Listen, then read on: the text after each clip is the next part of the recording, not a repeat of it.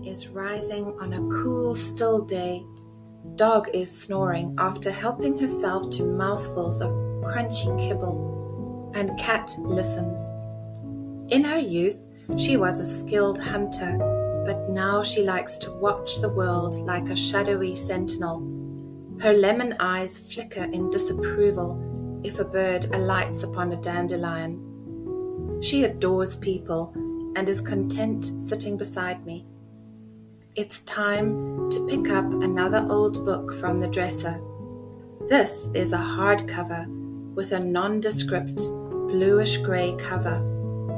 Settle down with your cup of tea and let's begin. Here we go. Chapter 1, Paragraph 1. The story begins. In a secluded and mountainous part of Styria, there was, in old times, a valley of the most surprising and luxuriant fertility. It was surrounded on all sides by steep and rocky mountains, rising into peaks, which were always covered with snow, and from which a number of torrents descended in constant cataracts. One of these fell westward over the face of a crag so high that when the sun had set to everything else, and all below was darkness, his beams still shone full upon this waterfall, so that it looked like a shower of gold.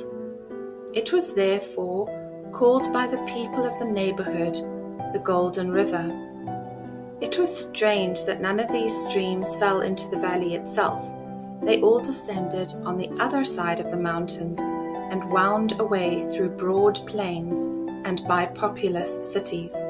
But the clouds were drawn so constantly to the snowy hills and rested so softly in the circular hollow that in time of drought and heat, when all the country round was burnt up, there was still rain in the little valley, and its crops were so heavy, and its hay so high, and its apples so red, and its grapes so blue, and its wine so rich, and its honey so sweet, that it was a marvel to everyone who beheld it, and was commonly called the Treasure Valley.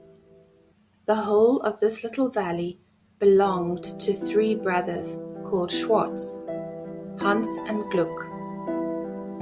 Schwartz and Hans, the 2 elder brothers, were very ugly men, with overhanging eyebrows and small, dull eyes, which were always half shut, so that you couldn't see into them, and always fancied they saw very far into you. They lived by farming the Treasure Valley, and very good farmers they were.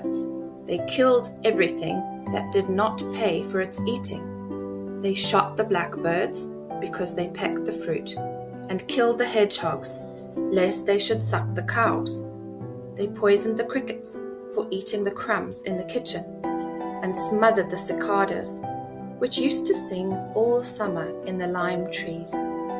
They worked their servants without any wages till they would not work any more, and then quarrelled with them and turned them out of doors without paying them. It would have been very odd if with such a farm and such a system of farming they hadn't got very rich, and very rich they did get. They generally contrived to keep their corn by them till it was very dear, and then sell it for twice its value. They had heaps of gold lying about on their floors, yet it was never known that they had given so much as a penny or a crust in charity. They never went to Mass, grumbled perpetually at paying tithes, and were, in a word, of so cruel and grinding a temper as to receive from all those with whom they had any dealings the nickname of the Black Brothers.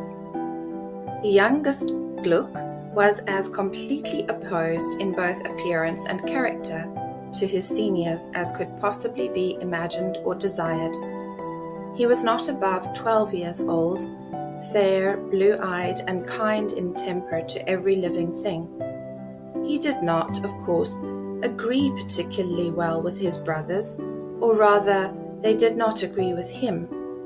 he was usually appointed to the honourable office of turnspit when there was anything to roast, which was not often, for, to do the brothers justice, they were hardly less sparing upon themselves than upon other people.